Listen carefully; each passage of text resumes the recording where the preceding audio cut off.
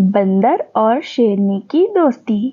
बच्चों, हमें अपनी दोस्ती हमेशा बरकरार रखनी चाहिए। दोस्ती में हमें दूसरों की मदद करनी चाहिए। अगर कोई हमारी मदद करता है तो हमें कभी नहीं भूलनी चाहिए। तो चलिए इसी बारे में एक छोटी सी स्टोरी है, मैं आपको पढ़कर सुनाती हूँ। तो चलिए स्टार्ट करते हैं। उससे पहले आपको क्या करना होगा? लाइक, शेयर और सब्सक्राइब। तो चलिए मैं आपके लिए बंदर और शेरनी की दोस्ती के बारे में ये स्टोरी पढ़कर सुनाती हूँ। टिल्लू नामी एक बंदर रहा करता था जंगल में। तो चलिए स्टार्ट करते हैं।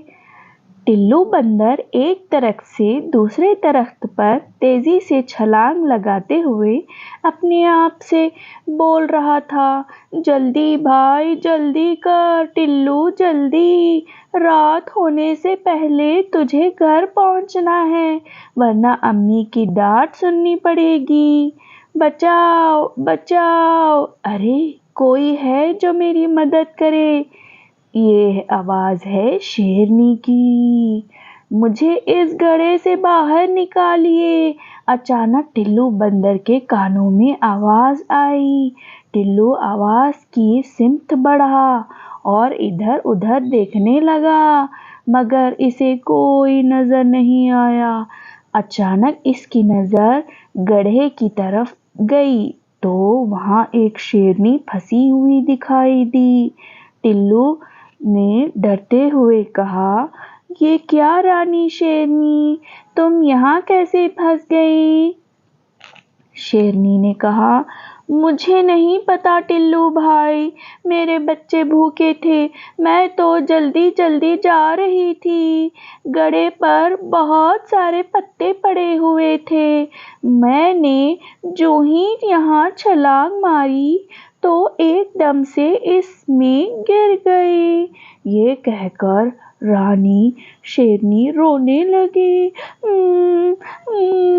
टिल्लू ने कहा, अच्छा अच्छा, तुम रोना बंद करो, मैं तुम्हें बाहर निकालने का इंतजाम करता हूँ। टिल्लू कुछ ही देर में कहीं से रस्सी ढूंढ लाया और कहा, ये लो, इसे मजबूती से पकड़ लो और बाहर आ जाओ। कुछ ही देर में शेरनी बाहर आ गई। जैसा ही शेरनी बाहर आ गई, टिल्लू डर के मारे दरख्त पर चढ़ गया कि कहीं शेरनी इसे ही ना खा जाए। रानी शेरनी ने कहा, अरे बंदर भैया, तुम मुझसे क्यों डर रहे हो? तुमने तो मेरी जान बचाई है, मैं तुम्हें शुक्रिया करती हूँ। क्यों मुझसे डरते हो? मैं तुम्हारे ये एहसान कभी नहीं भूलूंगी। आज से हम दोस्त हैं। ये कहकर वो शेरनी वहां से चली गई। तुम्हें जब भी मेरी जरूरत हो,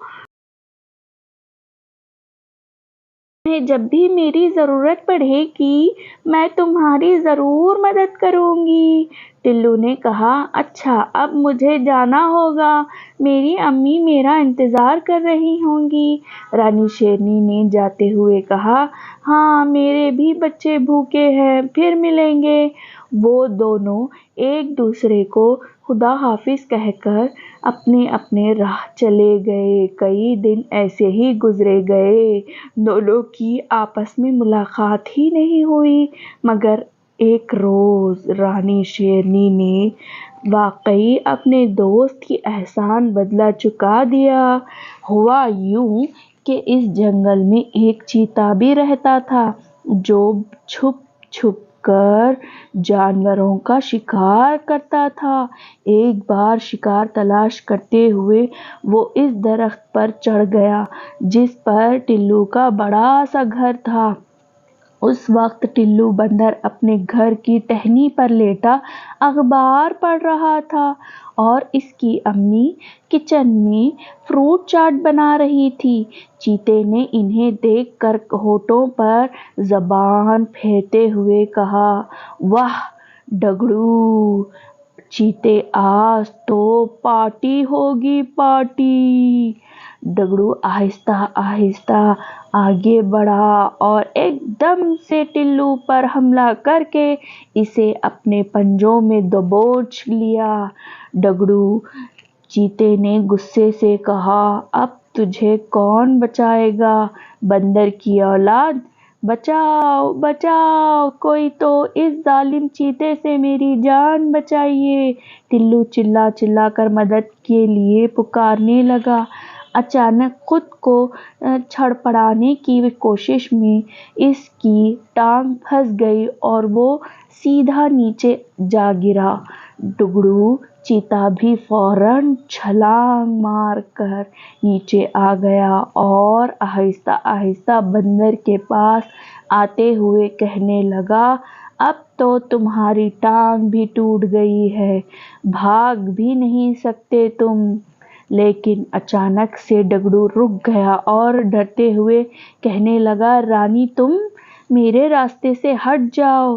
رانی کہا، نہیں نہیں ہٹوں گی، تمہیں نہیں پتا تم نے کس پر حملہ کیا ہے؟ میرے دوست پر حملہ کیا ہے۔ ٹلو میرا دوست ہے، ایک بار اس نے میری جان بچائی تھی۔ پھر رانی نے ڈگڑو کو بہت مارا، اتنا مارا کہ وہ دم دبا کے وہاں سے بھاگ گیا۔ ٹلو بندر نے رانی شیرنی کا شکریہ ادا کیا۔ رانی نے ٹلو سے کہا، ارے نہیں ٹلو بھائی، یہ تو میرا فرض تھا۔